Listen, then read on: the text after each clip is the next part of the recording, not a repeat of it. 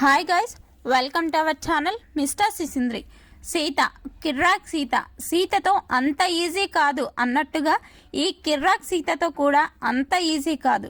ఎందుకంటే సీత చూడటానికి చిన్నపిల్లలా కనిపించిన తేడా వస్తే తోలు తీసి డోలు కట్టే రకం మన కిర్రాక్ సీత. ఇక అసలు విషయానికి వస్తే బిగ్ బాస్ సీజన్ 8లో తొలి వీకెండ్ వచ్చేసింది. దీనితో నాగార్జున కూడా ఒక రేంజ్ పర్ఫార్మెన్స్తో ఎంట్రీ ఇచ్చి బిగ్ బాస్ హౌస్లో ఉన్న కంటెస్టెంట్స్తో మాట్లాడారు. అలా మాట్లాడుతూ కిర్రాక్ సీత వద్దకి రాగానే సీత నువ్వు శివంగి అంటూ పొగడ్తలు కురిపించాడు. హౌస్లోకి ఎంట్రీ ఇచ్చినప్పటి నుండి ఇప్పటి వరకు ప్రతి క్షణం టాస్క్లో ప్రాణం పెట్టి ఆడుతున్నావు, నీకు ఇచ్చిన పనిని బాగా చేస్తున్నావు అంటూ ప్రశంసించాడు.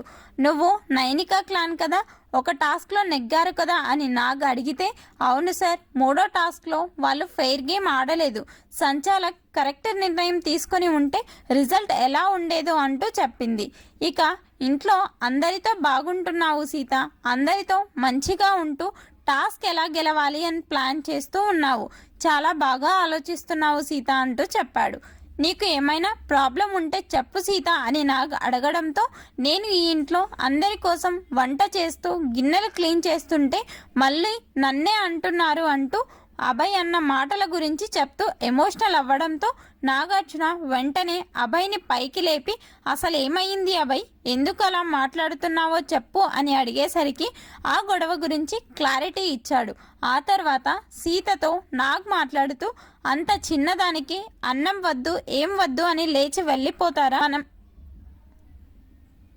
అన్నం కోసమే కదా మీరు అక్కడ ఉన్నా నేను ఇక్కడ ఉన్నా, అన్నం ముందు కూర్చొని ఎవరిపైన కోపం పనికిరాదు, ముఖ్యంగా అన్నంపై కోపం ఉండకూడదు అంటూ చెప్పాడు. ఫైనల్గా సీత నీ ఆట ఈ వీక్ బాగుంది, వచ్చే వారానికి మరింత మెరుగుపడాలి అంటూ సీతతో చెప్పాడు నాగార్జున. దీనిపై మీ అభిప్రాయాన్ని కమెంట్స్ రూపంలో తెలపండి. Please subscribe our channel mister సిసింద్రి.